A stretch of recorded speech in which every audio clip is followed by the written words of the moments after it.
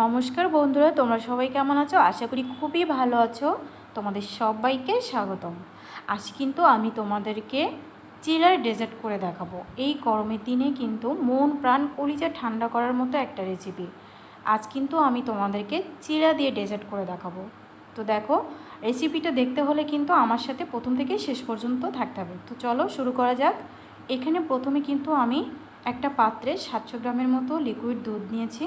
এখন এখানে কিন্তু আমি পরিমাণ মতো জল দিয়ে দুধটা কিছুক্ষণ জাল করে নিব।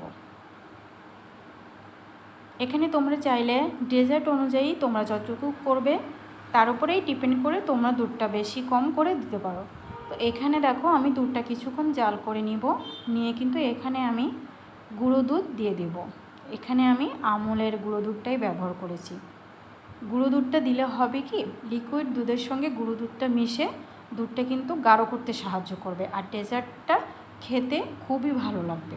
এই যে দেখো, গুঁড়ো দুধটা দেওয়া হয়ে গেলে আমি কিছুক্ষণ জাল করে নিয়ে কিন্তু এখানে আমি দিয়ে দেব দুটো এলাচটা কিন্তু ডেজার্টের ফ্লেভারটা বাড়ানোর জন্য। তোমরা না চাইলে এটা স্কিপ করতে পারো। এখন এখানে কিন্তু আমি চিনি দিয়ে দিব। তোমরা মিষ্টি অনুযায়ী তোমরা এখানে চিনিটা দিয়ে দিবে।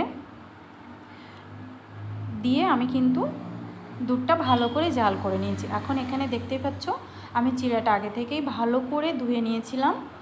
তো চিড়াটা কিন্তু ভালোভাবে ফুলে গেছে। এখন এখানে কিন্তু আমি জাল করা দুধটা দিয়ে দিব।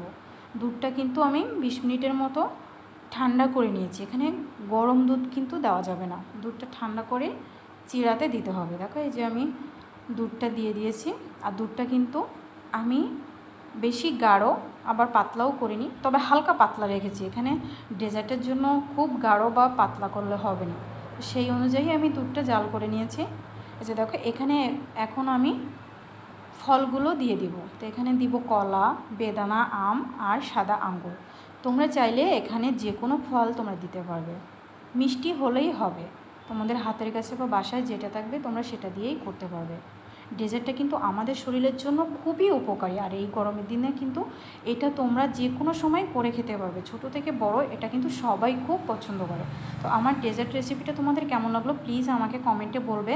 আর আমার চ্যানেলটাকে সাবস্ক্রাইব করে লাইক কমেন্ট শেয়ার করে সবসময় আমার পাশে থাকবে। তো দেখো, এই যে ডেজার্টটি কিন্তু একদম কমপ্লিট। এখন আমি 10 মিনিটের মতো ঠান্ডা করে নিব। তো দেখো, এখানে কিন্তু আমি ভ্যানিলা ফ্লেভারের আইসক্রিমটা অ্যাড করেছি। তোমরা চাইলে এটা স্কিপও করতে পারো, কিন্তু এটা দিলে ডেজার্ট থেকে একটা দারুণ একটা ফ্লেভার আসবে, আর খেতে কিন্তু খুবই ভালো লাগবে।